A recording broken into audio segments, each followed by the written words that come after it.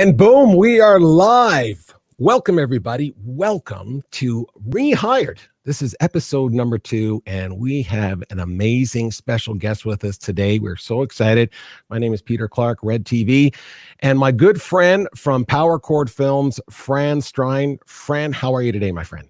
I'm awesome, man. Awesome. You're sounding good. Love the microphone. Yeah. You know, I got to tell you, man, your intro, did you get that done at ILM? I got that done at Peter Clark. It looks so cool. I was just like, man, you spent some money on that thing. I Looks totally pro. Yeah, that's just me and my part-time, nothing else to do thing. Right.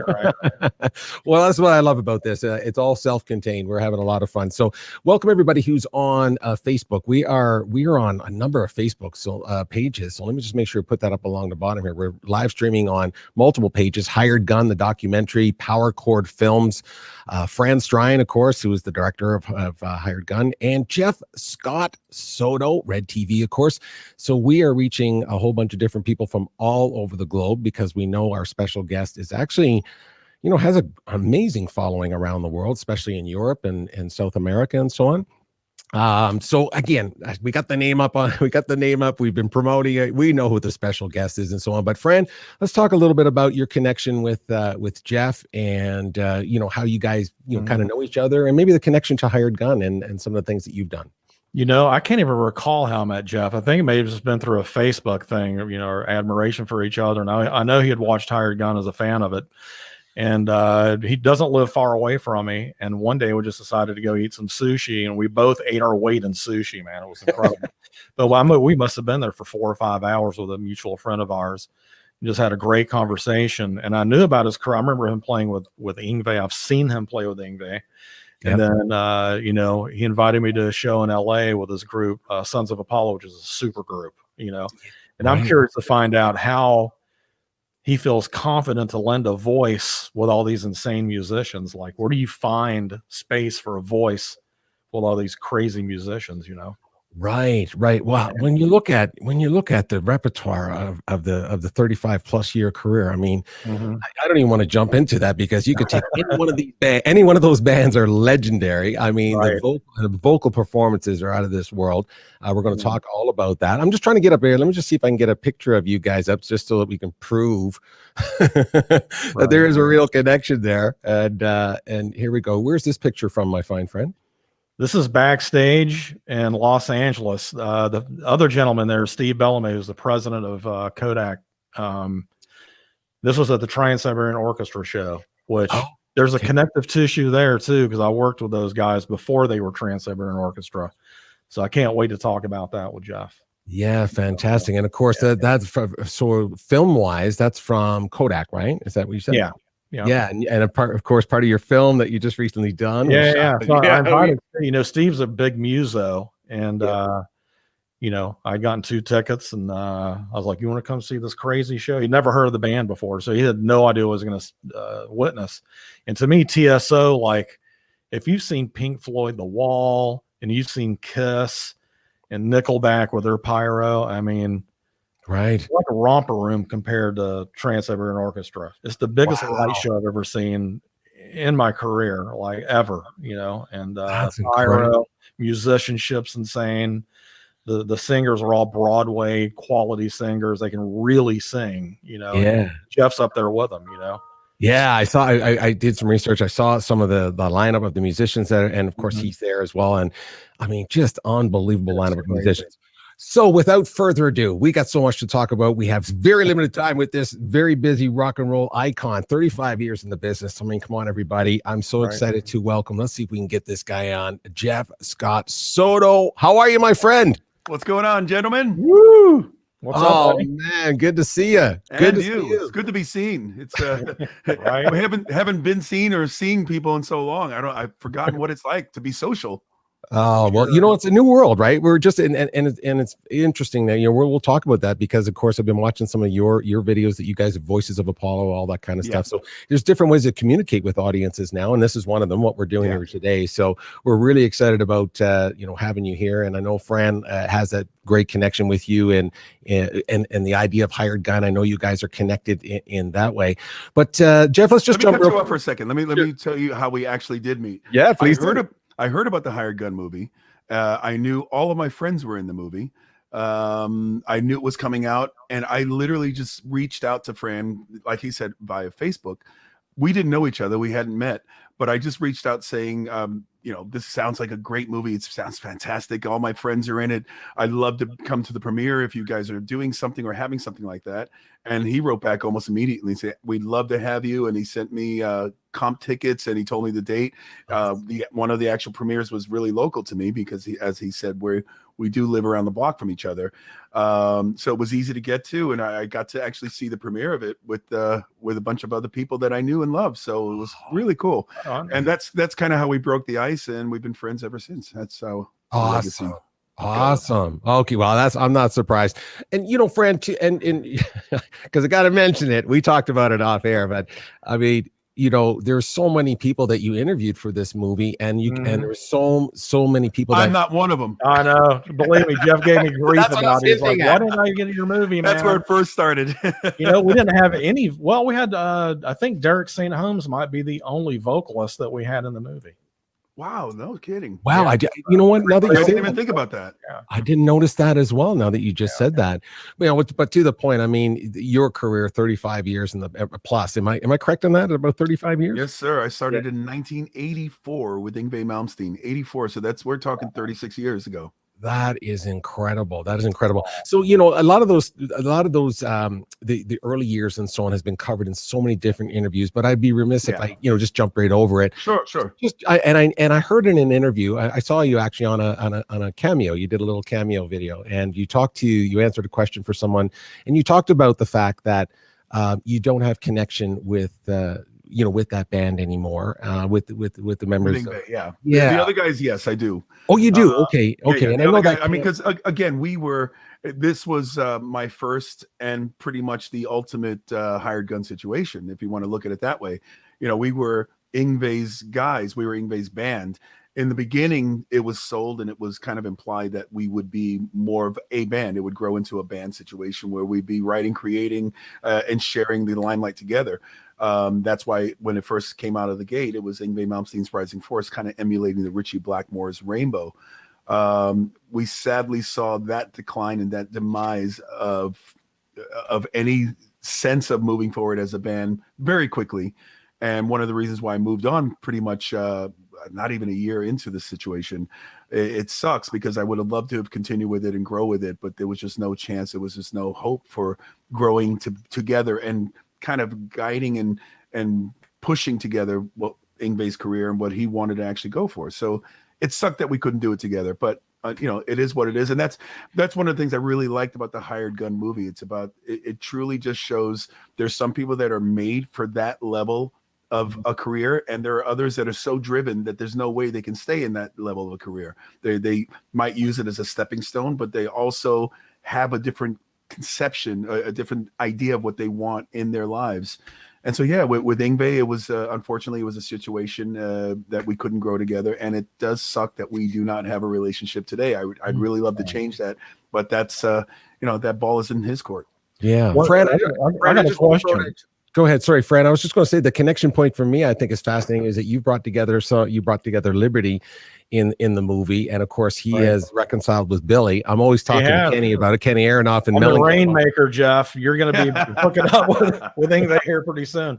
I got a question. Awesome. Did you tour with Yngwie as well? Or was it the funny thing is, when I joined him, his first solo album, if you want to call it that, he was doing while he was still part of the band Alcatraz. Gotcha. He was like halfway through it and kind of going in when he could in between their touring. They finally had their big blowout that forced him to leave the band, and that's where he jumped back into the studio and went in to finish the record. But from there was the announcement that he was starting his own thing, and he was looking for a singer. He already had the idea of the other musicians, that he had in his kind of Rolodex. I think we used those back then. Yeah. And from that, I don't want to give you the long boring story on how I got the gig, but from that it was I got to meet him while he was finishing that record, and because now he was officially on his own, and I think he auditioned. He didn't even audition any other singers. He basically listened to 2 tapes. Management brought him 2 tapes. One of them was mine, and one of them was the worst one in the box of tapes that people sent in. And they did it. They did it as a joke. They played him the worst guy. I personally, I would love to hear that. I wish I heard it to see what him was driving. Yeah, right. Guys. But he's like, "You got to be kidding me! This is the best you can find." And, yeah, we were just. It was just a joke. This is the guy we want to play for you. And I was 16 when I did that demo that he listened to. Oh my God. Yeah, I was only 18 when I joined them. So right. I was green. I didn't have any real experience. I didn't really do the club scene. I was just out of high school. So I didn't really have that behind me yet. Mm-hmm. And I jumped into that international platform, and it all sprung from there. Did Yngwie open for AC/DC? He did. I was already out of the band by then. Okay, I was going to let you know. I saw that tour in Atlanta. He played the Omni. And this is my only experience I've ever had. Yeah, so I only had one experience with Yngwie, and he was coming out to the bus. I was a super fan, so I was waiting to try to get an autograph. Yeah, I was like, "Yngwie, can you come over and take a picture or whatever?" And he didn't even look at me. He just flipped the pick and threw it, hit me right in the chest, and walked on. Like, that was guy. Was the way he did things. That was Mark Bowles who replaced me. Okay, and then after that tour, he'd done an album with Yngwie. They did his 3rd record together, and there was a falling out at the beginning of the tour for that album, which Mark was let go and I was brought back in. So it was a weird back and forth that we did for a couple of years until they finally realized that the vehicle for Yngwie was to get somebody like Joe Lynn Turner, which they eventually did. Right. And he was able to continue from there. And then I just sprung into action and did my thing. It's sad because I remember reading in the press, it may have been on Blabbermouth of all things, that Yngwie was just trashing the singers. Tim Ripper Owens, a couple of other people. And for the life of me, it's so tough to be an asshole or to be mean as opposed to being nice and saying nice things about people. Well, so and it sucks because it does naturally irk you to want to defend yourself. It makes you want to fire back. And it's so much better. I've learned through the years. I mean, it's one of the lessons in life, especially in this business and as in the career. It's always best to take the high road at the time, and you're fuming and you're like, "Oh, I want to give it back," and I kind of did. I didn't do it in an angry way. I did it in a more sarcastic way because I love dark, twisted, sarcastic humor.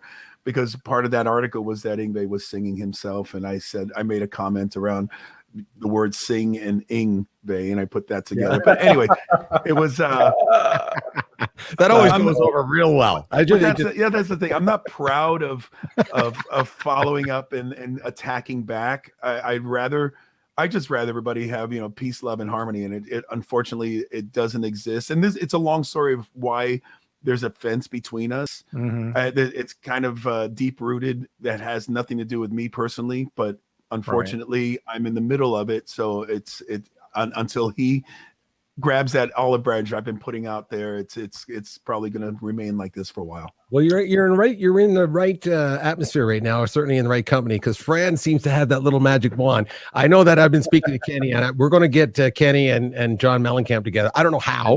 We're going to work on that, and and this is another one of those scenarios. So we didn't mean to start off obviously. No, it's all right. The history of that is obviously very, very.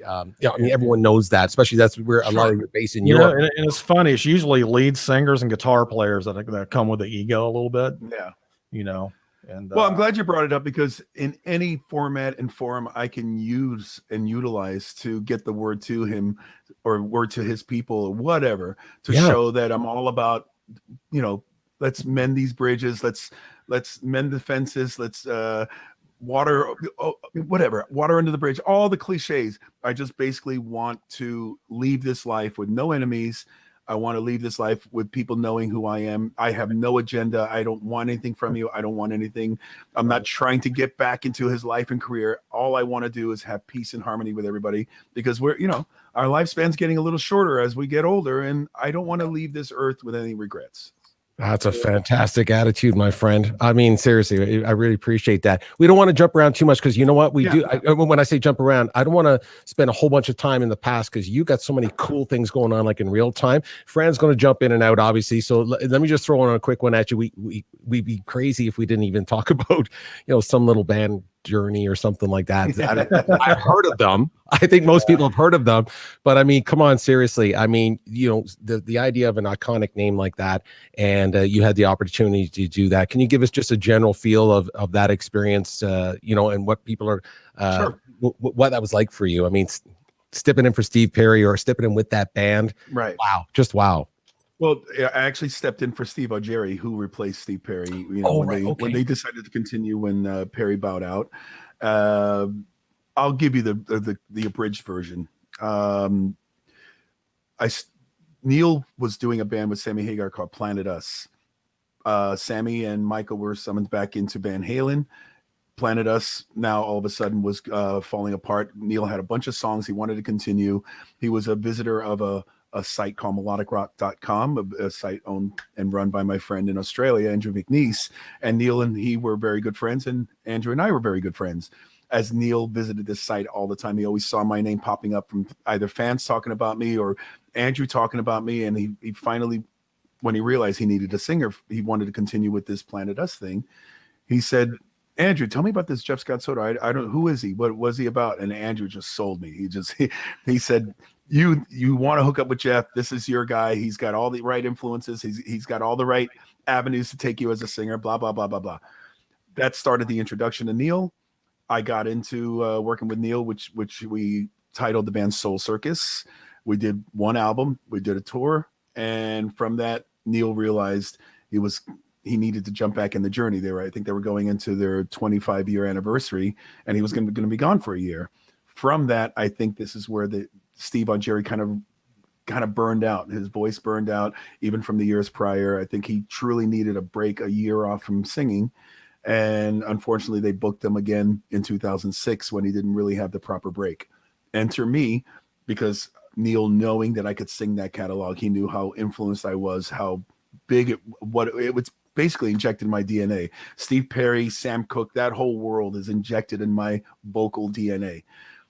I don't sound like Steve Perry. I'm not trying to sound like Steve Perry, but that influence is in me. That whole Motown, everything that Perry's about, I'm about as a singer. So I understood where his voice was fitting into the whole Journey scheme.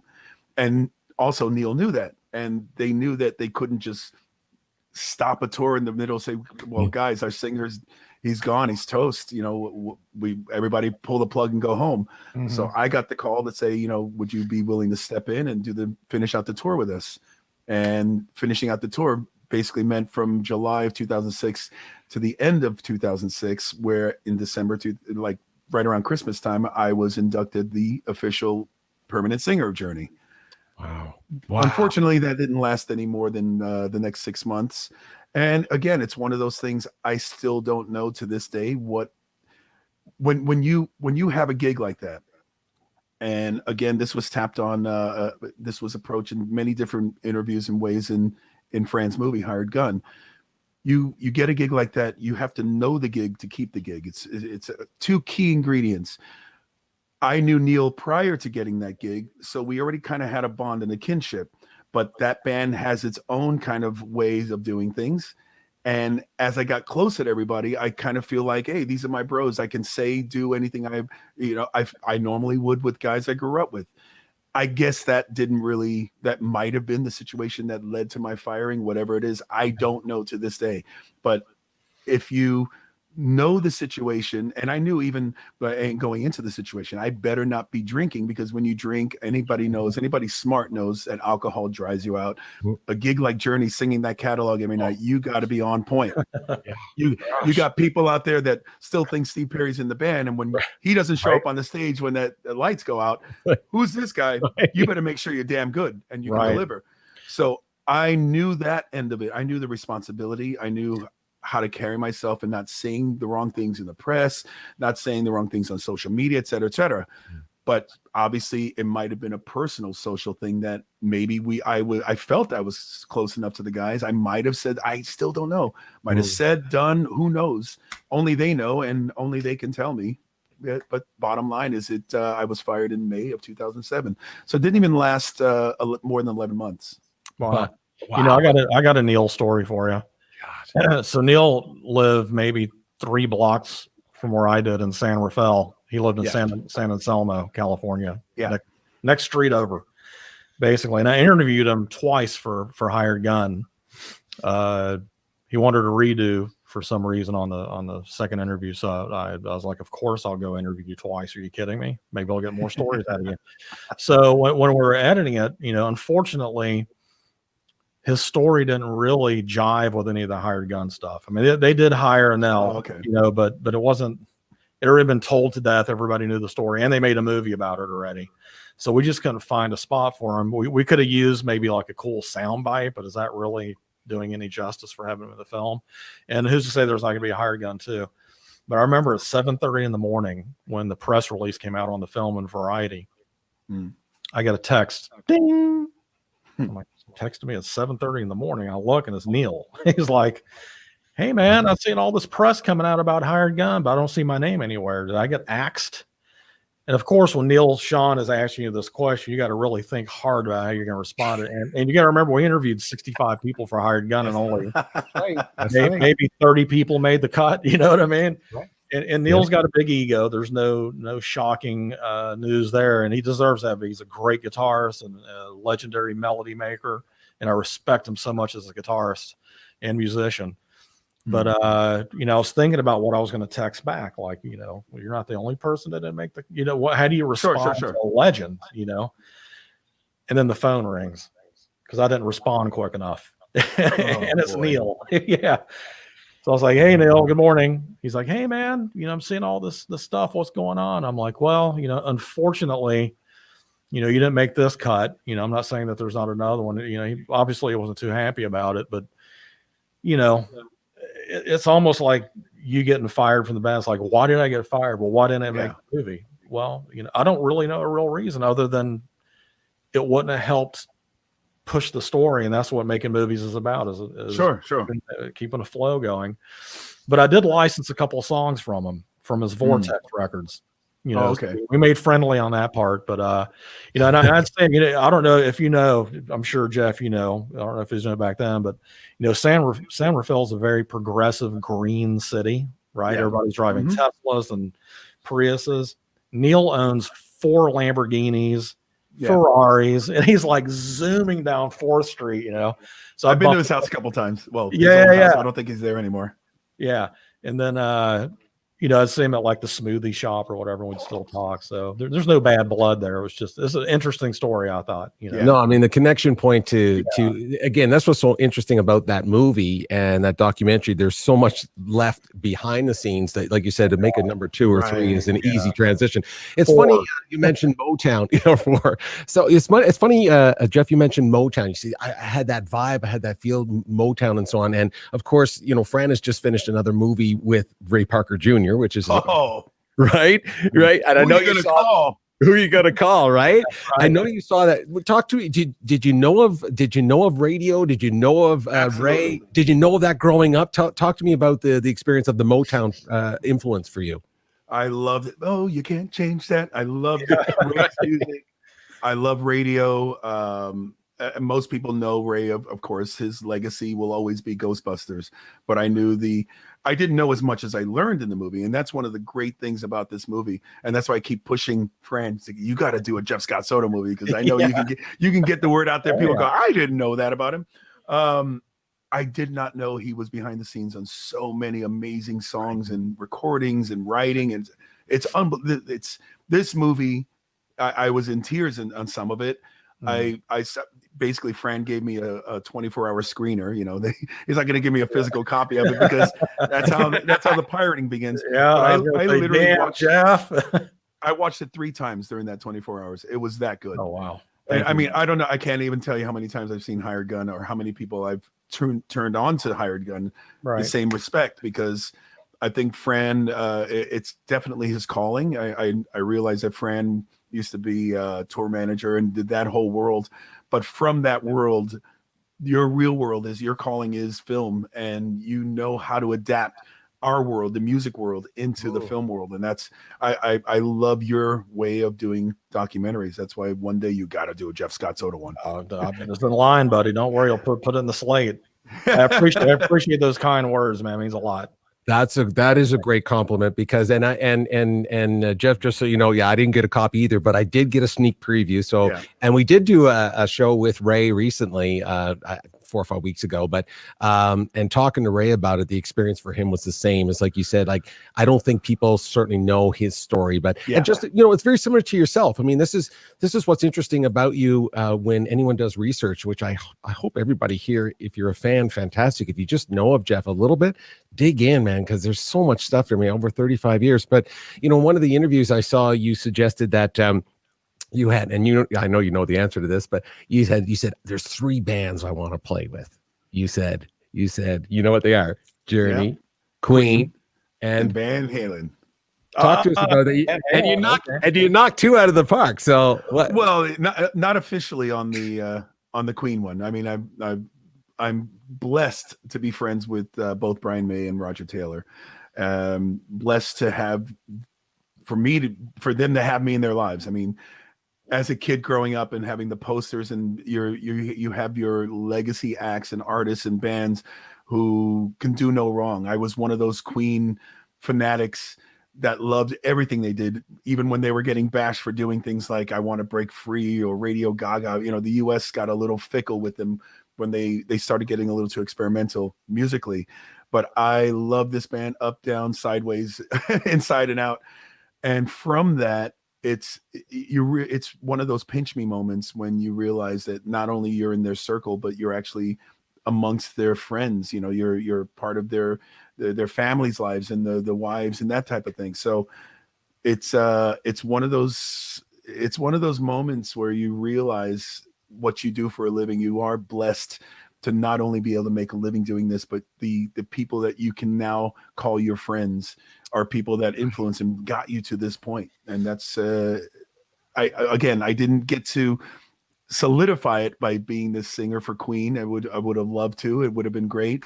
But at least I've gotten to jam with them. I've gotten to do a few different things here and there, and with them together and respectfully individually. But unfortunately, I never got that title as the frontman for Queen.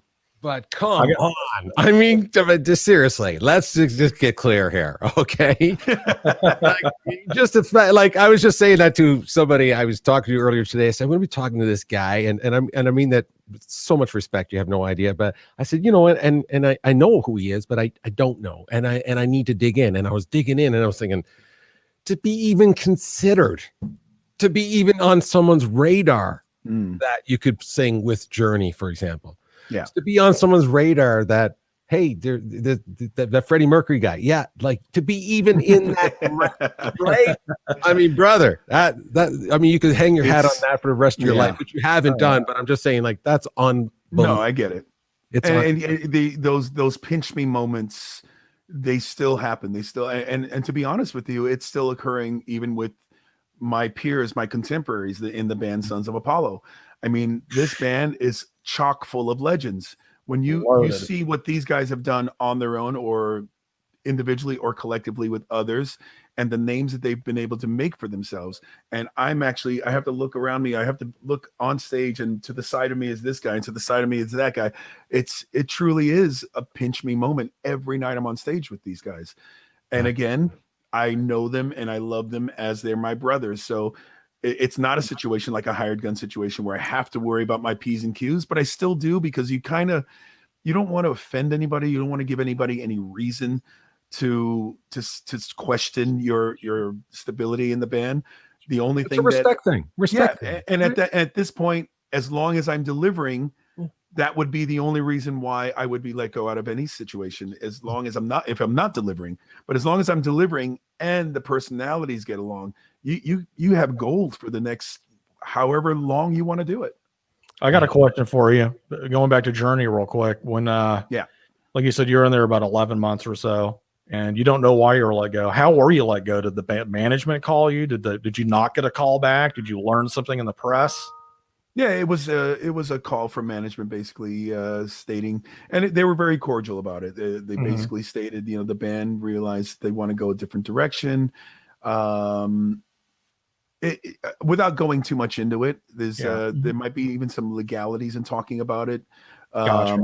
Bottom line is, it was cordial, but unfortunately there was no connection with the band from there. There was Right. no, hey, let's, I at least like to be friends or come see you guys at a show when you're in town, that type of thing. I really wanted to wish them well. I wanted to wish them forward and give them all hugs and say thank you for letting me be a part of this. Sure. But unfortunately it didn't get to that. And again, going back to what I was saying earlier about letting your anger get the better of you, I got angry about that. And especially because I was inducted as their permanent lead singer, I felt I had to make more of a statement about being let go, not just being basically thrown away like yesterday's newspaper. I had to start a lawsuit against them in terms of, and this is just on the business side. I wasn't trying to teach any lessons or show, hey, you mess with the wrong guy. It was more so like, I'm trying to be, please guys, just, here's another olive branch I'm putting out to you. Please, let's discuss this and shake hands and be gentlemen about it. But unfortunately, it didn't. That didn't come to pass, and it sucks. I again, what we were talking about, Yngwie, I don't want any animosity. I would love nothing more in this world than to be able to handshake or a hug or be friends with Neil and John and that whole scenario. That's part of my history now. It's part of my life. I want to be able to have that generate nothing but positivity for the rest of my life. Have you tried reaching out to Neil? Just say, hey man, love you, buddy. You have no response? Oh yeah. Unfortunately, no. It's unfortunate. It's Wow. Again, whatever the situation, whatever got me to being fired, it's being held on to. And I guess they're just not interested in hearing my side for whatever that reason is. Right. Sure. I'll if you tell me what the situation was about, of course I can tell you, or I can say, oh my God, I didn't realize it was that. I'm so sorry. But I don't even know what to apologize for. So therefore it just lingers. And here we are, 2007, 13 years later. And it's still like kind of like it happened and it just went away. Well, Jeff, what did that do to your morale? Like when you got let go, did you immediately just go into defense mode or like a depression? Like, no, it wasn't one of the biggest bands on the planet. Yeah, I don't really go into defense mode unless I'm being attacked, where it's not justified. I went more into warrior mode, as kind of survivor mode. What do I do next, kind of thing. And to be honest with you, I was just more hurt about the situation, and only hurt in the sense of everything on their end, like social media, website, whatever, anything that had to do with me being in the band was removed. There was no photo of me. My name was gone. It literally went from Steve Perry to Steve Algeri to Arnel Pineda. And it stinks, it stinks to feel like I didn't matter. If it's that validation to be able to front that band, to be able to sing those songs and to front them, and to the trust and respect they gave me to be able to do that is completely washed away because I can't even be part of their history. I didn't expect an invitation to the Rock and Roll Hall of Fame. I didn't expect my name to be dropped. But even just to be able to see some level of positivity of my time with them, and to not have any of it, that's the part that hurt. But I got lucky, and we're kind of leading. I'm segueing into this because it truly was. It wasn't even a week before I heard from my dear friend Al Petrelli, who's the musical director of Trans-Siberian Orchestra. Wait, where's this at? Here we go. Yeah, there you go. Can I say this? Yeah, can I say this about Al Petrelli real quick? Yeah, one of the most underrated guitarists on the planet Earth. Amen. I mean, that guy is so amazing. Absolutely. Yeah. Right. What's behind you, Jeff? What's behind you? This is a gold and platinum record for an album called Night Castle, and that's the album that got me into Trans-Siberian Orchestra. Paul O'Neill, God rest his soul, the founder, the writer, the producer, everything that has to do with TSO. They were in the studio making Night Castle. They utilized all their singers. They checked them out. They checked out other people from different walks of life for this particular story, because anybody that knows TSO, they know there's a narrative behind it. It's kind of a Capra-esque story behind the songs, and it's like a story. So you read the story, and then there's a song that has to do with the story, kind of like watching a musical.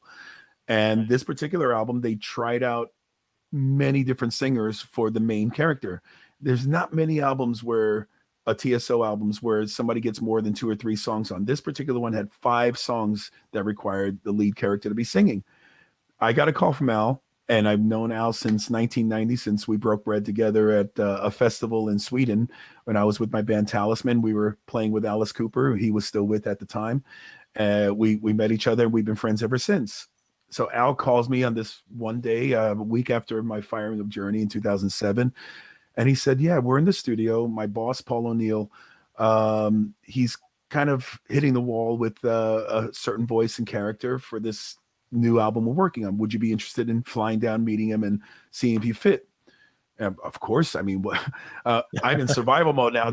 And I'd known about TSO, and Al he never approached me about getting into it, because at that point they were pulling in all their resources, all their friends and people from all their musical walks of life. But I never got that invitation until now. And I think it's because Al had heard that I was let go from Journey. He said, this is the prime time.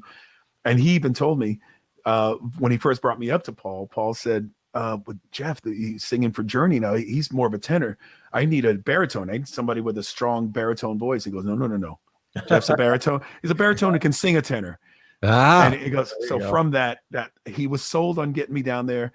I flew the next week to Tampa to meet Paul, and I kid you not, we spoke for about 6 or 7 hours, because he was a historian. He's a smart man.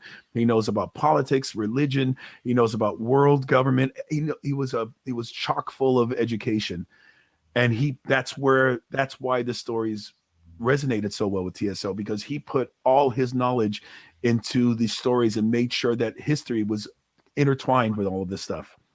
Wow. And so we literally spoke for 6 or 7 hours before he had me sing one note, because he wanted me to soak in everything that this story was about, everything that kind of churned and created this visual that now had to be put into the audio. So instead of me going into the vocal booth with a lyric sheet, okay, here's the melody like I normally would, and blah, blah, blah, blah, okay, sounds good, which we did. And sorry, I'm getting ahead of myself. We spoke about it first, and then when he put me in there, he got the magic he was looking for. And I'm not patting myself in the back, but for me to get, after him checking out everybody that they knew, everybody from so many different walks of life, for him to give me that gig was one of the biggest validating moments of my life. Wow, yeah, that's amazing. Yeah. I'll tell you a quick story though. Sure. It was the same session. He put me in the vocal booth before we did our little conversation, and he played me somebody else singing the song that I was going to sing. So I kind of went in as I normally do. I normally, exactly what you see here, headphones and a microphone, everybody out of the room. I'll do my vocals. I produce them. I correct them. I get everything ready, and then everybody comes in to listen. You don't do that with TSO. Paul's in the control room. You're in the vocal booth, the good old fashioned way.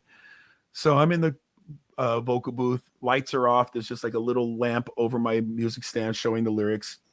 I'm kind of like, okay, here's the music. I remember the melody, and I sang it. And he goes, he couldn't see me. It was complete blackness in there.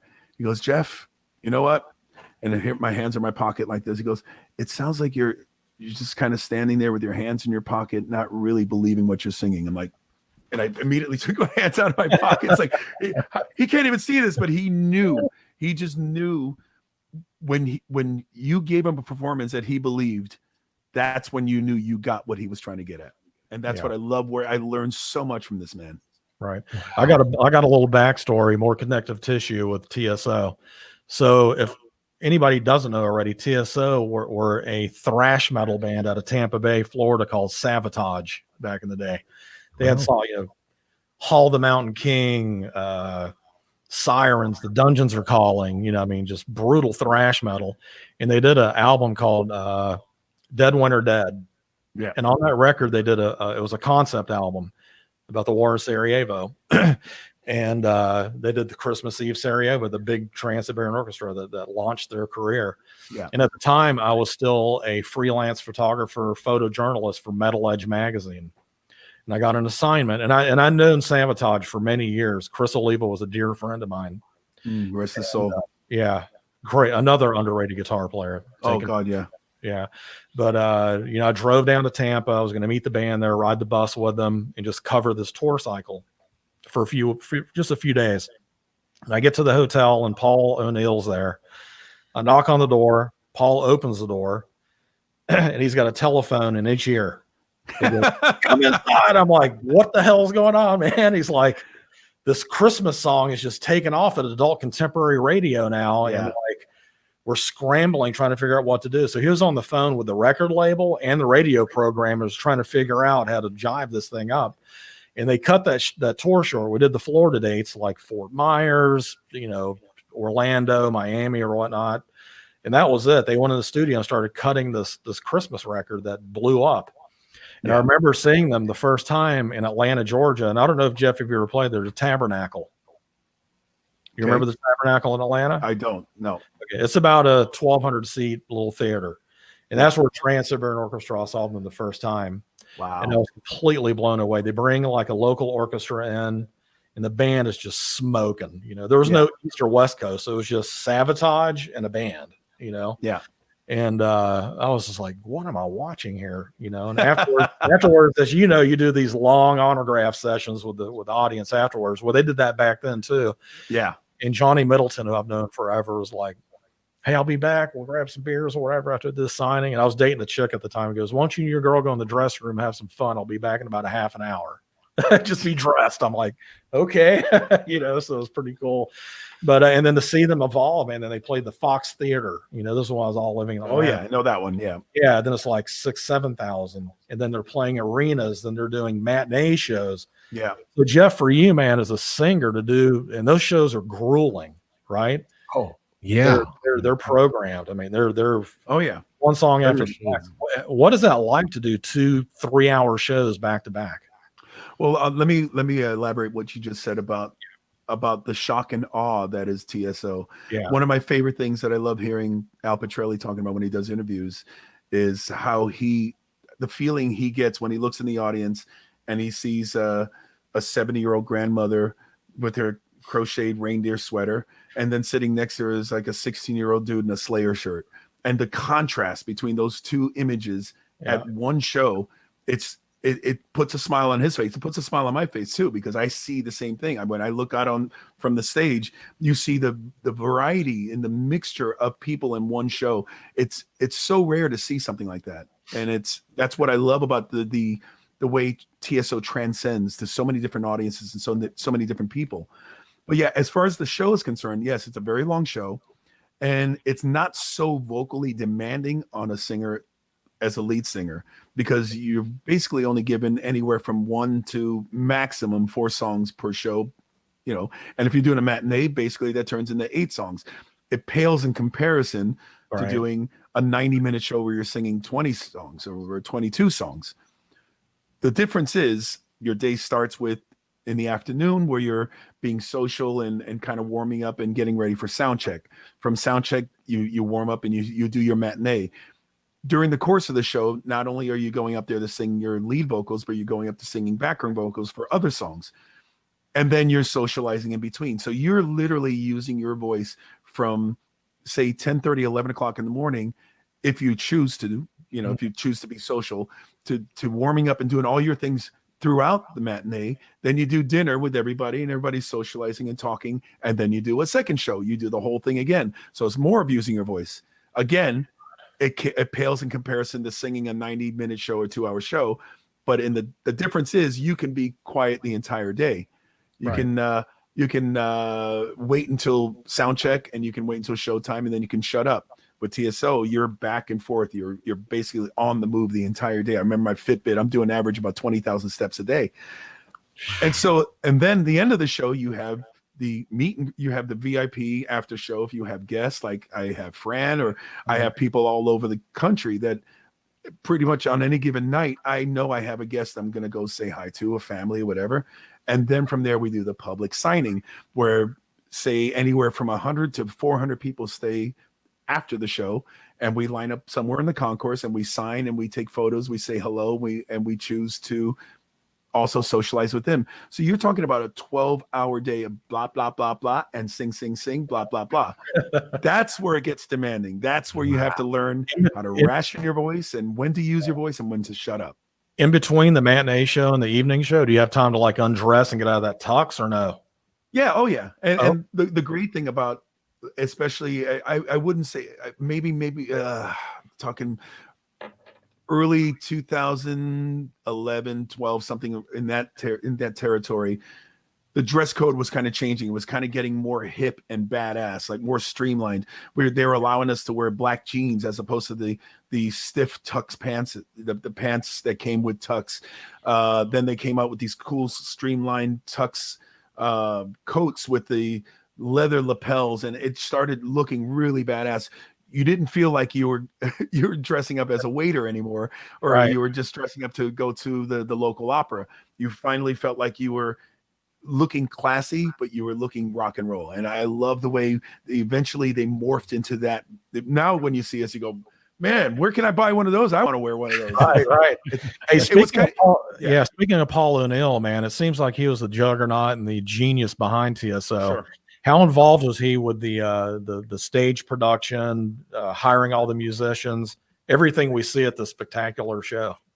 Every single nuance, every single one, from the way the stage is built to the way it's designed and looks to where things blow up, where things are lit. He was involved with every single detail, and God rest his soul in the sense of us moving forward since we lost him a few years ago. Everybody that's been involved in that from the inception, they have absorbed everything that he wanted this show to be. So you don't have to worry about somebody coming along and going, hey, we're going to try this now. No, everything stays on course to exactly what Paul's vision was and what he wanted TSO to be all about. And that's the only way it can continue. It has to continue as if he were still with us today, with the same ideals and the same level of shock and awe. Smoke it up, fog it up, blow it up. And the cool thing about it is there's an East Coast version and a West Coast touring simultaneously. Yeah. So 2 stage productions like that, split up, I guess, with some of the Sabotage. Like Johnny Middleton plays on one. He's with us on the West. Yeah. So that's pretty cool. They keep the spirit of Sabotage alive. Yeah, both touring units. Well, you realize, that we're doing a holiday show, and the holidays are basically 2 months out of the year. If you're going to do multiple cities in all of the U.S., it's impossible for one band to cover that. So that's why they split us up. There's an East Coast and West Coast. It's not really East Coast, West Coast. We do a lot of stuff on the East. Sure. But the East Coast pretty much covers the 13 colonies. We do the rest of the U.S. Yeah. Especially even doing matinees, even do 2 shows a day to meet the demand that this thing has grown, the juggernaut this has grown into. You need 2 bands to cover it. We almost need 3 bands at this point to cover it, because there are a lot of missing territories we're not able to hit because we're just out there hitting it all. And we were going into January at one point. It's like singing Merry Christmas in January was kind of weird, but you know what? God bless them. And I hope it continues. I hope the interest and the following that they've been able to build just continues to grow. And I'm so blessed to be a part of that. And 13 years and counting, and knock on wood. Yeah, that's amazing. I've seen you all 13. I've never missed a TSO show ever. Yeah. That's getting back to what you said earlier about Jeff being able to get the gig and keep the gig, get the call back. It's very similar to a lot of people that have been in that movie in Hired Gun. They talk about it's one thing to get the gig, to be considered, to get it. And then once you do either an album or a small tour or something, do you get the call back? And obviously you're doing something right with the Trans-Siberian Orchestra. People need to check all that out for sure. Definitely want to mention like 100 million people plus 80 cities, almost $300 million worth of tickets. Yeah. I mean, we're talking about $11 million to charity, by the way. So yes, sir. Fantastic that you got a connection philanthropically. There's an opportunity to get back into each of those communities and communities around where TSO. So everybody, please go check that out. Hey, let's jump because again, any one of these topics with you could be a show. Okay. I want to talk about Sons of Apollo, right? Yeah, let's do it. Exactly. That's where we were going. Let's jump to that because I mean, I first of all, congratulations on putting all that together. And I know, like I said, Fran knows some of these individual characters as well. That's in your band. These are just a group of unbelievable characters. That's for sure. I do have a couple things about specifically of some of the songs, but before I get into that, just if you can, for a nutshell, for anyone who's literally not in your space, in your world, who's on the fringe of understanding what that band is, introduce what that band is and basically who we're talking about here, because we're talking to some serious legends here, including yourself. Well, it all started with obviously everybody knows who Mike Portnoy is. Know his time with Dream Theater. He started the band Dream Theater. He was one of the founding members of Dream Theater, and along the way, just over 20 years ago, their keyboard player decided to leave. He didn't want to tour. He wanted to pursue other things in life, and they pulled Derek Sherinian into the band, keyboard player, to replace Kevin Valentine. So from that, however long that marriage lasted, Derek moved on, and the band moved on from him, and there was always an ideal of Mike and Derek working together, and they kept working together through the years. They put together a group called PSMS. That's Portnoy, Sherinian, McAlpine, and Sheehan, or Sheehan, Sherinian, whichever one came first, and the S. So PSMS was an instrumental outfit, and they basically just did a 2-hour show or 3-hour show of just jamming, just monster instrumental songs. They did 2 albums. I think they did 1 tour, and it was 2016, I believe. My band Soto, which we haven't spoken about yet, was opening for Mike's other band, Winery Dogs, Mike and Billy's other band, Winery Dogs, in South America. And Mike and I have been kind of passing ships in the night. We're more acquaintances. We weren't really friends. We didn't really know each other. We just know of each other, huge respect for each other. But I was happy to tour with Billy because I'd known Billy since the first Yngwie tour. We toured together with his band Talus, opening up for Yngwie in 1985 when we did the first U.S. run together before Billy got the David Lee Roth gig. See, I'm like you said, one topic can turn into an entire show. Right? Exactly. So, and we'll do that another time. We'll do it another time. So we're touring South America, opening for Winery Dogs, and I know Mike was also friends with our recently departed bass player David Z, God rest his soul as well. He was friends with David, and I would, to the corner of my eye, I would see Mike watching us performing pretty much every night. He was basically watching the show, and Mike generally doesn't even leave the dressing room, especially now knowing him.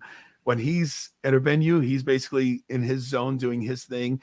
And when he gets ready, he doesn't really leave his little Zen area of what he does. But I didn't know him that well. He was on the side of the stage watching our show when we were on stage quite a bit on that tour. I didn't realize he was actually checking me out because PSMS, they discussed that they wanted to do a new album, but this time with vocals. And from that, it was in November 2016. I got an email from Mike saying, or a text from Mike saying, "Happy birthday. I'm going to call you in a couple of days and let you know what your birthday present is." Am I getting he's sending me some drumsticks or some old drum heads or something, a cracked cymbal. So Mike calls me. I'm literally at the airport flying out to go to TSO, and he goes, "Listen," he reminded me of this group PSMS. I'd heard of them. He said, "We want to do a third album, but we want to have a singer on it, and you're the guy we want. No auditioning, no, let's see what it sounds like. You're the guy we want." Before he could finish his sentence, I said, "I'm in. Done deal. 1,000%. I don't care if you guys are farting into a bag. I'm in." So it was from that it eventually evolved into them deciding on getting Bumblefoot involved in the band. I guess they realized that Tony's such an ridiculously amazing talent, but I think they wanted somebody with a little more hard rock pedigree so we could kind of cross over and not be more of a fusion-y jazz instrumental type of thing. They wanted to be more hard rock based. So they decided, unbeknownst to me, that Bumblefoot was going to be the new guy. And then from that, the name changed because with Bumblefoot in the band now. His last name is Thal. For a while, we were going under the name Psst, PSSST. Right. Portnoy, Sherinian, Sheehan, Soto, and Thal. So it's Psst. That doesn't sound, people spitting on each other at a gig is not a good idea when it's tough waiting for the band to go on. So they came up with the name band of the band, Sons of Apollo, and Mike and Derek shedded these songs, and that was the inception of the band. We held off until October 2017 when we made the announcement. This was the band, the album was done, and it all started. Man, that's amazing. I remember you invited me to the show in LA, and I went, and I'm looking up on stage and I'm seeing these legends, Billy Sheehan, Sherinian, Portnoy, Bumblefoot. I'm like, where does a singer find his way into this thing? And of course you're a genius, you're a badass for sure. But like, how do you know? There's not a lot of like just groove going on. I mean, it's notes, Yeah. So how do you find your way into those notes? Because I grew up with Motown, my friend. Yeah. You find a way. You find a way to shake your ass to anything when you grow up with Motown. That's true. But you know what? That's a very interesting point, though, Fran, because I'll tell you, I've been listening to this music. I mean, listening to Sons of Apollo, and that was one of the things I was going to suggest. Just what you're alluding to. I mean, to the songs. I'll give you an example of something. Goodbye Divinity, right? Okay, use that as a song, as an example so people please look it up if you haven't heard it. But big, long, real long. First of all, 7.5 minutes or something, right? It's like old school. It's like right. It's like when the Eagles said, "Hey, we have a new single. It's called Hotel California, and it's this long." It's like right. So these come out with a long intro, multiple like rhythmic patterns. The patterns are all over the place, and I don't mean that. I mean very tight as a drum skin, but they're all over the place, and the complexity of the structure and the timing, the changing, like and of course, in the middle part of that particular song, for example, this incredible keyboard lead, and then the guitar lead. I mean, all of that, and then all of a sudden you're jumping in, just like Fran is saying, you're jumping into these notes and you're finding but you're duking it out, and you're like that comes from more than just Motown. All respect to Motown, but that there's a little more than just shaking your booty there. Please explain. Well, it just comes from the natural ideal of where my role fits in the band, and I learned a lot about that from TSO. You know where to step in and when to step out. Not to try to distract and make it all about yourself on stage when the focus should be on something else going on in the song. All those things come with life's experiences. They come with touring. They come with working with multiple people, multiple personalities, difficult personalities, kind personality. All those things factor into how you present yourself now, how you present yourself with this group, and how you're going to be moving into the future with this group. It was a learning curve, but one of the things I had to remember is being the singer for Yngwie Malmsteen was also another learning curve. You're used to being on stage the entire show with your band up to that point. All of a sudden you have instrumentals, you have a 25-minute guitar solo, you have a drum solo. You're realizing you're back and forth on stage way more than you ever were in any band in any situation. So I even had that behind me already. I even had that experience of knowing, okay, I shouldn't be here while they're doing this. What am I shaking my ass playing the tambourine? It looks ridiculous. So you go with the naturalness of the flow, but on the other hand, you have to have that knowledge of what to do, because if you aren't just standing there doing nothing, that's right.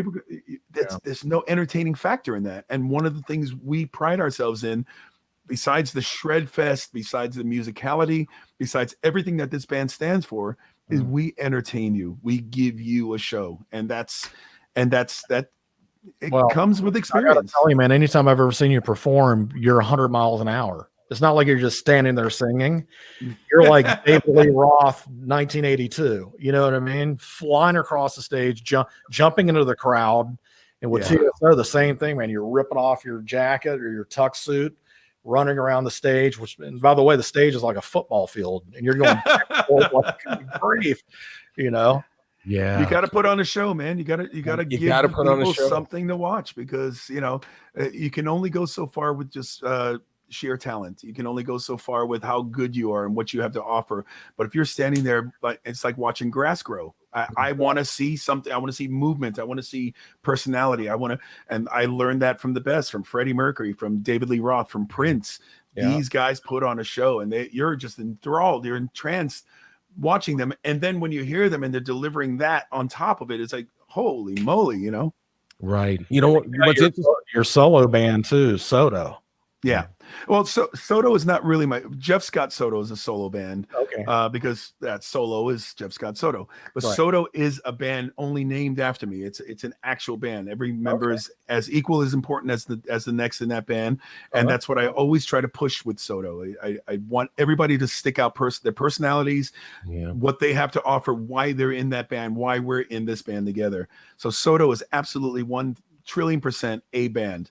We decide we do everything together as a band. It's not just one person calling all the shots and this is how it is. But but Soto is the same thing. We have to give you value for what we're doing. Otherwise we're feeling like we're cheating ourselves if we're cheating you. Right. Yeah. I got a question about COVID now. So your livelihood depends on you going out on tour, because let's face it, nobody's really buying records anymore. Yeah. How has this impacted you for all these months now? And like, is TSO going to even tour this year? Have you heard? Like, what's going on? It's impacted everyone. And I'm not going to sit here and have you cry over my spilled milk that how unfortunate I am. I can't tour. No, we're all in the same boat together. The entire music community, from musicals to any live shows, right? Any live gatherings, we're all in the same boat. So I'm not going to cry over what's going on. I feel for everybody. I feel more for the crew people out there that rely on this work. I mean, these guys work year round. You know this, Fran. You bounce from one tour to the next, because if you stop, somebody else is going to get that gig and you're out of work. So at least we can stop because we need to make a record or we need to rest a little bit in between. But we're all impacted by this. So we're trying to find so many different things, not only to keep us from going stir crazy. I mean, I've sung over 80 songs in the course of from March 4th, since I've been home from that canceled tour, the postponed tour from Sons of Apollo. I've done 4 albums worth of material. I've done these multiple sessions and quarantine videos and all. And I do it to keep from going insane, because I'm used to being on the road. I'm used to living on the road. I'm used to working all the time. And I'm going to sit here and waiting for this thing to go away, waiting for a vaccine or whatever we're waiting for. I'm going to go nuts. So I keep myself as busy as I normally would be in whatever situations we can put ourselves in, and making sure that, we show people that we're not going away anytime soon, even if we can't play for you. Hey, people still want to be entertained, right? Yeah. I mean, that's and it's funny. They're so they're so intertwined as the music and film business. I mean, Fran, you know that television shows and movie sets, they're all closed down. People are trying to figure all that out. And to your point, Jeff, is that you really feel for all the people that are working or have worked at the whether it's the facility itself, the people that support all of those are the ones that you really feel for. Sure. We all feel the same way. You're absolutely right. It's hard to sit here. Like you said, you've been very fortunate with a career. Some people, like I said, if you're not touring, like if Sons of Apollo is not touring, they're not working. So it's a tough go. I want to go back to Sons again, if you can. And I'm either going to get myself in so much trouble right now, and so that's why I want to go there. I just want to see if you think, is this guy crazy, or is it when you guys are doing these songs? I mean, go back to the Motown idea. I mean, you can go in and jam, a Temptation song. Okay. Sure. You can jam these songs. Like when you think about Coming Home, use that as an example, that song. Yeah. At the beginning of that song, I'm telling you what my brain did. I was like, it's like as if Rush at like Tom Sawyer and Guns N' Roses' Welcome to the Jungle came together and just, and then it's you more like Spirit of Radio, like the Spirit of Radio kind of thing. Yeah. And I was like, and then that exploded, and then I'm listening to, and I'm like, what is that? And you come in with this unbelievable vocal, the Roger Daltrey belt, right? Yeah. Like, and then the harmonies, though, in the pre-chorus, the harmonies are just amazing. So I'm thinking to myself, how do you don't jam that? I mean, how do you don't go in and jam those things out? I mean, there's so much going on in there. How do you? I mean, what's your process for you to take that band in that direction, or does the band say, hey, are we all sitting around talking about the vocals separately? Is it just happening? I can't see those songs being jammed. That's all. right? Well, luckily, those guys have a vision of where the vocals are going to be placed when they're writing the songs. It's for the most part, it's a lot of Derek's ideas. Mike comes in to kind of sift through the ideas, and Bumblefoot comes in with his ideas, and they kind of work out the music together. And with a kind of chalkboard mentality, okay, here, this section is going to be the verse. This is going to be kind of the chorus. This is going to be like a reintro. They map it all out. So they send me the map, the kind of the guide of this is where you're singing and this is where you're not. Right. So they have that already worked out. They have given me the respect and the luxury of coming up with some things on my own, but I find it easier, especially because somebody like Derek, he lives and breathes and sleeps these songs so much. He's constantly has vocal ideas and melodies swimming in his head. I might come up with something and it'll be completely opposite of what's just been churning in his head every time he hears these songs. So he'll say, dude, that's cool, but I kind of hear this. And he's not a singer by any stretch, but he'll kind of hum an idea. And he loves Van Halen. He refers to Van Halen so much, and I love Van Halen just as much. Old, new, whatever you want to call, I love that band. So we use a lot of Van Halen references in remember this song and that song, and sometimes we'll go into the Dio mode, kind of a Gates of Babylon thing, and Rainbow, and we dig into a lot of classic rock stuff when we're coming up with the ideas. And Mike is great even with the contemporary stuff. Sometimes he'll say, this song sounds great with this melody, but we should put like a Alice in Chains kind of harmony going with it. Right. And everybody, we tweak it all together, man. They give me a chance to just churn it all out here. I send it to them. I love this. Maybe straighten that out. Maybe add that, take that out. We do it all together. And it's something, it works so well for this band. Yeah. Because this band doesn't really have a structure. This band doesn't have a base. We're not trying to be Dream Theater. We're not trying to be Avenged Sevenfold or any of the other bands, Mr. Big, any of the other bands that everybody comes from. We're trying to be Sons of Apollo. The only way we can do that is for everybody to bounce off one another. And it's worked for 2 great albums, I feel. It sure has. It sure has. You know, one of the things that would be, and you're not going to bring it up, so I'm going to bring it up because right. I mean, your contribution to it. I mean, this is what sometimes happens when you put together a group of musicians that really just individually can put out solo albums, right? I mean, if you think of, I mean, just every single one of you guys can carry, a format, if you will, just on your own.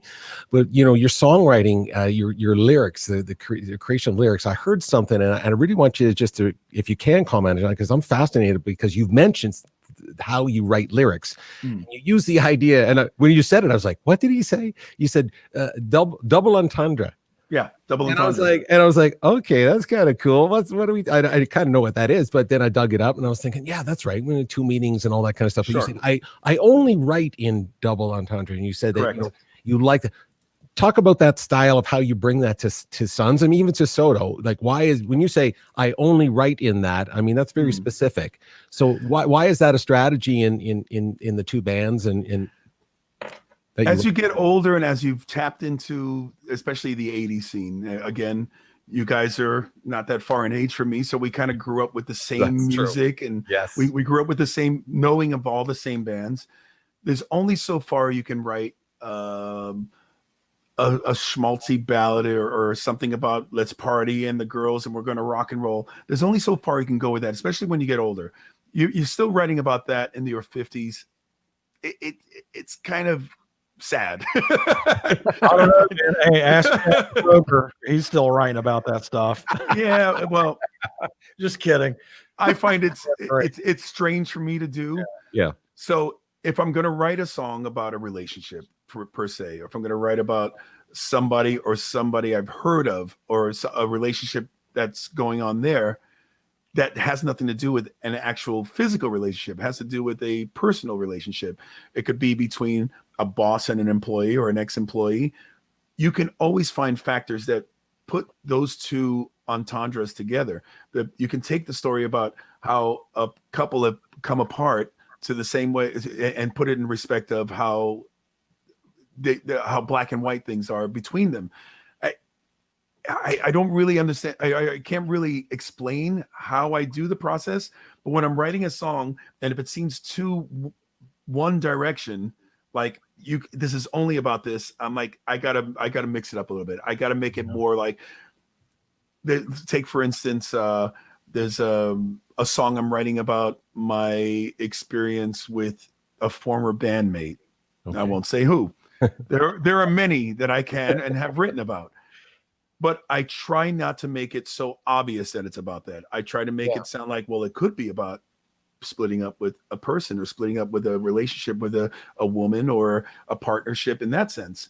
And if you can really, one time in the band Talisman, another band we haven't spoken about, I wrote a song. I wrote the lyrics about my dog. I had this brand new golden retriever puppy, and she was rambunctious. She was untrainable. She was nuts, ripping everything apart.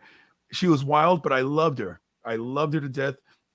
And I wrote the lyrics about how crazy and wild you are. And you rip up my soul, but I still love you. And everybody thought and the song's called Madison. They thought I was writing the song about a woman that basically took over my life. And no, I was writing about my little dog. But again, it was the double entendre of writing about the dog that you can relate it to an actual relationship.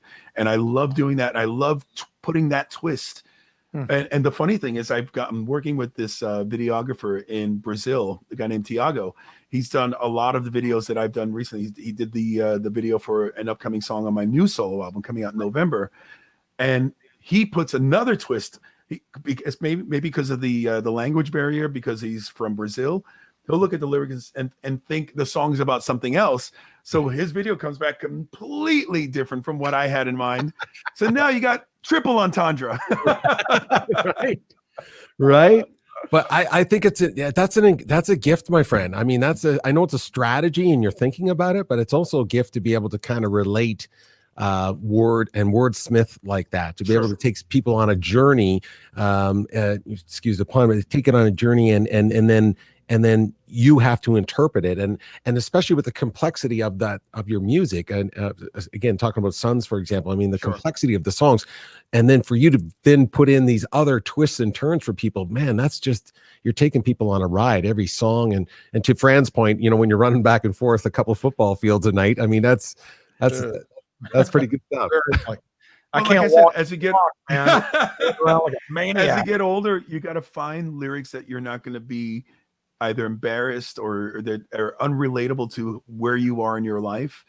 I can't sing certain songs that I did in the 80s or 90s that pertain to that time. So you try to write things that will stand the test of time as well, that aren't just going to be factual or just focus on that moment in that time, because you want music to be timeless. You want the lyric, you want the content, you want the themes to be something that can just generate and transcend through time. So that's the secret. That's the key to writing a good lyric, as far as I'm concerned. For me, anyways, that's what I try to do. No, it makes a lot of sense. Another part of and Fran, jump in anytime, my friend. I'm sorry. I'm just so stuck on some of this band now. I mean, it's my new favorite. It's my new favorite band. So I mean, I'm just a fan now. So I'm kind of geeking out a little bit. But I've been watching some of the acoustic stuff. Talk to us about some of the things. I know it's COVID, and to Fran's point, talking about COVID, everyone's staying home, people not making movies, not touring with rock and roll. But you're still collaborating with your bandmates, and you've been putting out some things called Voices of Apollo, where, like Desolate, for example, there's another song. People please look that up. Acoustic, beautiful acoustic harmonies, and Desolate July is the name of the song. Oh, there is some stand corrected.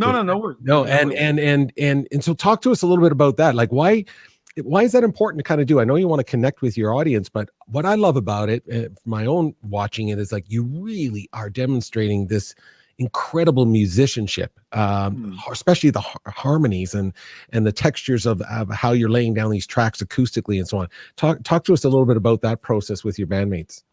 Well, that's kind of a thing that started at one of our backstage gatherings, after show gathering with Sons of Apollo at the end of a show. Mike is probably one of the biggest Beatles aficionados on the planet. He does this game with it's kind of a name that tune type of thing, where somebody will be armed with a plethora of Beatles songs, and you basically you play a couple seconds of it, and he'll just bam, he'll know.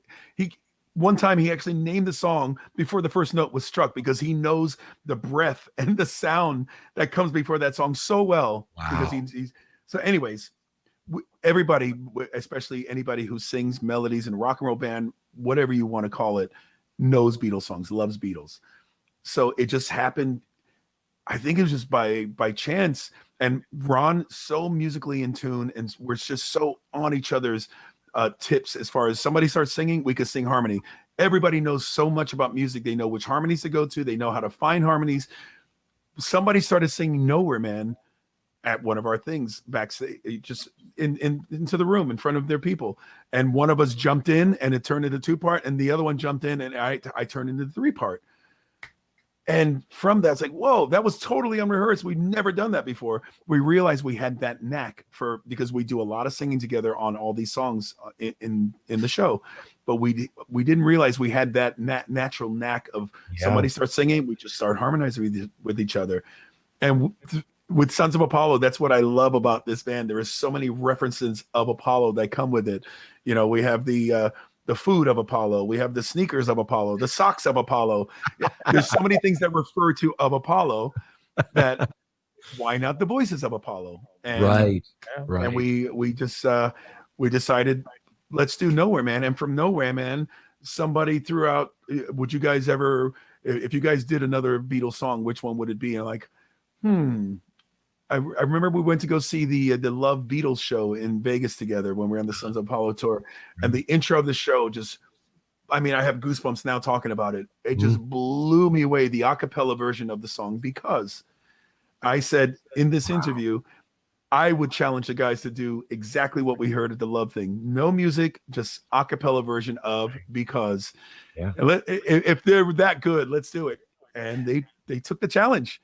They took the challenge we did. I'm like, oh my God, I just love this kind of stuff. I love vocals. What happens when you get a call from Brian May and Roger Taylor to do one of these things? I saw a couple of videos you guys posted. Like, how does that get arranged? Well, it was actually, I didn't get the call for it. It was Brian that started this whole quarantine jam thing. He would just play along with the video on him, and he'd keep the tempo like like he's on a click track, but he just nice and steady do like a 2-minute version of a Queen song. And then you get a chance to play it back and you get to jam with them. And he wanted people to film themselves playing or singing along to Brian May on Queen songs. And so I got invited to do one for the Hammer to Fall thing. But when Brian put out We Are the Champions, I saw he put his out, and then all of a sudden Roger Taylor showed up and, oh, geez, I want to be part of this. And I just did it. And unfortunately, Adam Lambert did it too. And they actually released his version on an actual recording. But unfortunately, I didn't get the the attention I would have loved to by doing that. It was still cool. It was still a nice moment. Was there ever any talks about you maybe auditioning for Queen at any time? I'm not really at liberty to discuss how far those talks, but there was an inkling. There was a discussion a few moons ago. Now, I got to tell you, before Adam, there was an inkling of thought, and I don't want to say anything out of context. I don't want to take advantage or abuse my relationship with those guys, but I can say there was a thought behind the idea of it at one point. Well, I got to tell you, man, this is me personally. I think your voice is much stronger than Adam's. To me, Adam's more super Vegas show, right? To me, that's just my opinion. And he's Adam's pretty. I'm not saying you're not good looking. I've seen your wife; she's hot. But it's like you don't wear all the makeup and the dress, or whatever. But man, your voice, I think, stands up probably better than him in that role. To me, well, and I've heard a lot of that, which is. Thank you. And I love the validation of anybody saying I sound good singing Queen. But the bottom line is, his voice is so textured and perfect for what they wanted to do at that time. And they're getting along so well. I personally, I love the show. I love Adam's voice. I loved him even when he was on American Idol. I just think he's a phenomenal singer. He's effortless. And I think that's one of the things they really love about him. He can go up every single night and deliver things that even Freddie couldn't do live. And I'm not saying any disrespect to Freddie Mercury, but those songs are very demanding to sing. And Adam just has zero problems pulling that off every night. So I think they like that factor more so or as much as how much they get along, how much they love his voice, et cetera, et cetera. You have so many parameters that come into how and why something works. Mhm. And this thing seemed to work. So that's why they keep moving forward with it. And God bless them for it. A world without Queen music is a world I don't want to be in. Man, you know, I got to go to Montreux, Switzerland last year. Yeah. See the statue of See Freddie the statue, yeah. house he lived in with Claude Knob. You know, the bed he slept in, the piano that he wrote, you know, We Are Champions and everything else is in that house. And just seeing that piece of history, man, it's just mind blowing. You know, it's cool. I mean, that's one of the things. Again, we'll go full circles if we're getting to the end of this this conversation here. One of the things we have to always remember, and you'll always remember this, and you're putting that passion into what you're doing with film, Fran. Peter, I don't know so much about you and what you do and how you do it, but we are fans of music. We are fans of the craft. We're fans of the process. We're fans of everything that has to do with music, and that's why it's so important to us. And we don't let that go. I love even somebody like Brian May will come out and say, you know, I was nervous meeting somebody that I just loved his music and loved what he did and what he left behind.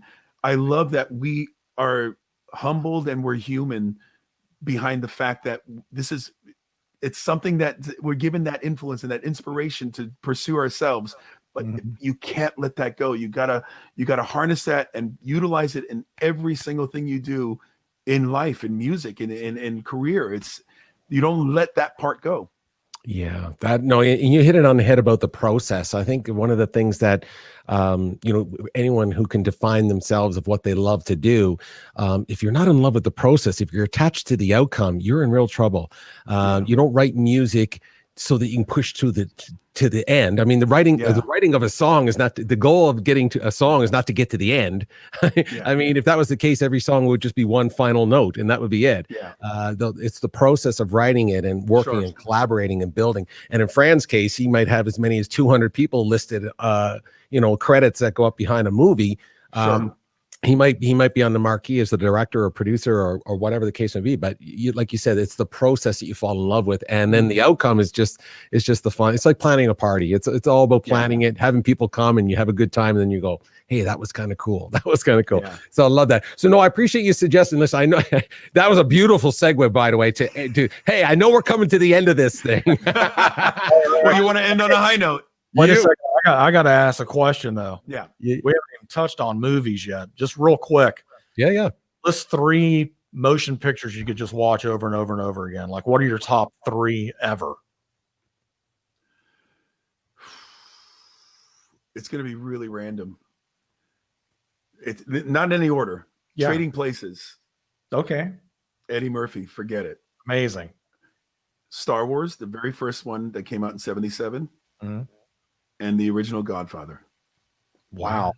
Okay. Those 3 I'll never ever tire of seeing over and over and over and over. Favorite documentary? Hired Gun, baby. Oh man, come on. Come on. No, serious.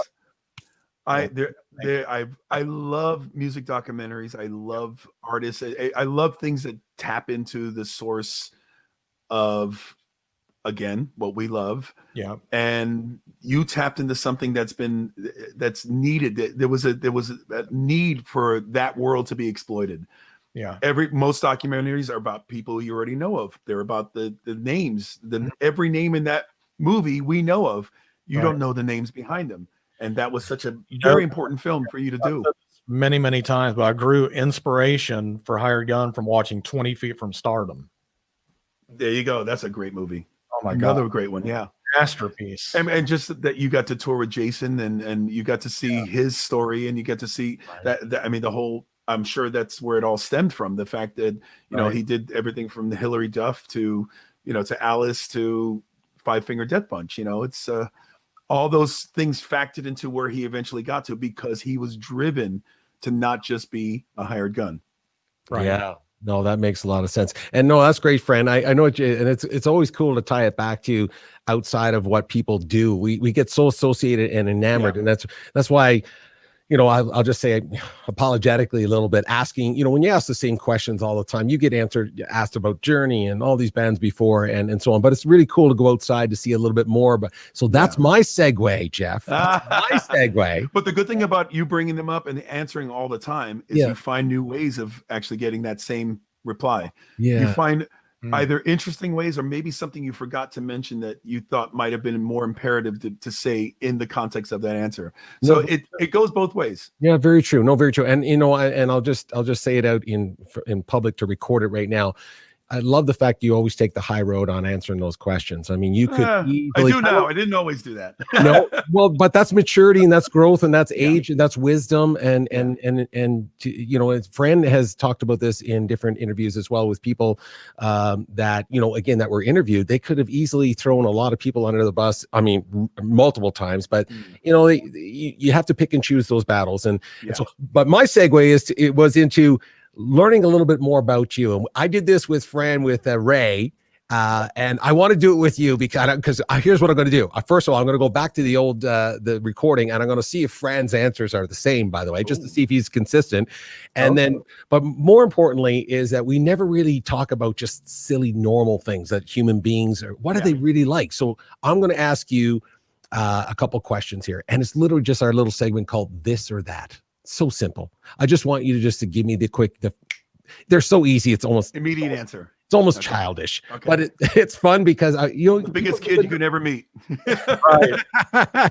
So I'm going to ask you, and then you give the answer. Fran, you give yours, and I'm going to test you, Fran, because I'm going to go back to check the Ray Parker Jr.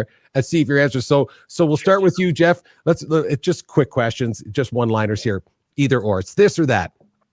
Whiskey or wine? Wine. Spider-Man or Batman? Spider-Man. Batman. 60s music or 80s music? 60s. 80s. Stones or Beatles? Beatles. Chinese food, Italian food? Chinese food.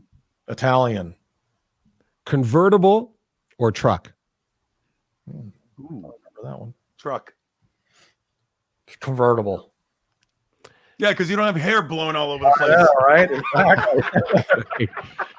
How about for travel, Europe or Caribbean? Europe. Yeah, Europe all day long. I love Europe. There you go. Sunrise or sunset? Sunset. Fame or relevance? Relevance. Yeah, relevance. And this, I love this one. Hope or freedom? You can't have freedom without hope. Freedom.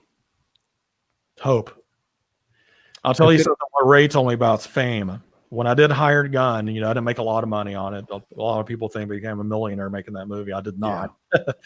But we're in Seattle, or no, sir, we're in Portland, Oregon at a seafood restaurant. He's like, "You make a lot of money on that movie?" I'm like, "No, man. You know, this is my first stab at it. I made a good living. I didn't get rich on it." He was seeing who's going to pick up the check, right? He picked up the check. I think he felt sorry for me, but he goes, this is what he told me though. He goes, you know, when I did Jack and Jill, I got famous. I didn't get rich. Yeah. When you're famous, then you get rich because people are going to start calling you, you know? Yeah. Absolutely right. And now I'm doing pretty damn good. You know what I mean? So Hired Gun did exactly what I wanted it to do. Amen. You know, I wouldn't say I'm famous, but I'm well known for it. And a lot of people know that movie. So, and I can go with anything, I guess. Even your first gig with Yngwie, people are like, "This is Jeff Scott Soto guy," you know? Yeah. So you're famous for that, you know? Sometimes you got to give up one to get the other. Man. Exactly. I got to tell you, man, look, we're going to break quarantine and go have sushi and pop this son of a gun. Yeah. I just got it. This is the best wine I've ever drinking in my life. It's called Rain. Well, if we're having sushi, I'm going to go get the Soto sake that I just picked up the other day. I saw that, man. I was just like, shit. So anyway, this is the best Pinot Noir I've ever drank. Wow. Wine Look Access. at you. Yeah. Wine Access sent me a case of this stuff. So it's the best ever. So whenever you want to break quarantine and head up to Agora to that great sushi spot, I'm down. Yep. That's absolutely fantastic. We're going to do it soon.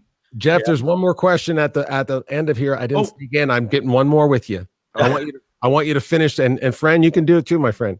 Yeah. Finish this sentence for me, Jeff. I love my life because.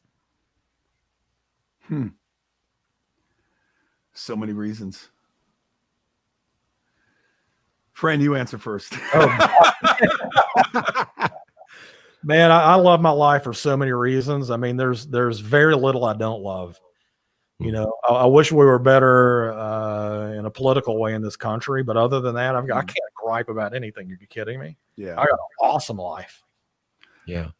I love my life because I'm able to be who I am after so many years of trying to be something else. Oh, wow. Like that. Really like that. Hey, that's a great way to end this. Listen, there's a song in there, my friend. I don't know where to. Oh, I'm sure I've written many of in that context. Double entendre. Yeah, absolutely. I'm going for the quadruple entendre. Well, listen, it's been such a great pleasure to have you come and join us. Listen, to do these kinds of shows, it forces, for me personally, it forces me to kind of dig deeper into learning about somebody. And I must say, much respect, brother. Super much respect for your 35 years plus.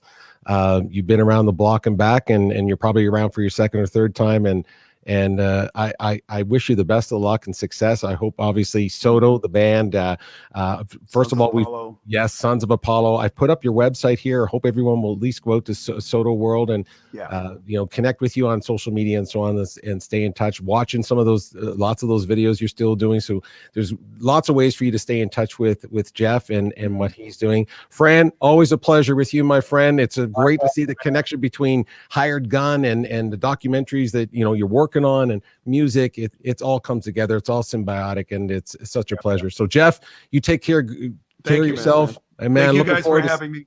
I appreciate these formats and everything that we're doing now. I think in life we get so many things, so many lessons. We get so many regrets that you have, and things you want to forget about. But this pandemic time has definitely taught us new lessons in life. But it's also taught us how to survive. It's taught us what we have to do to survive. We probably would have never been able to do something like this in the normal circumstance of being busy, and Fran starting his next film, et cetera, et cetera. This gives us the opportunity to do so many more of these with so many, in the connection with so many people. I'm so grateful to do this with you guys. Fantastic. Great message. I'll see you next week. Great to see you. Stick around in the green room. Jeff will be right with you. 2 seconds. Okay. Thanks, everybody, for being here live on all the Facebook pages. And please make sure you reach out to Jeff and watch for everything that's coming down the pipes. I'm a new fan. Big new fan. Peace, everybody. See ya.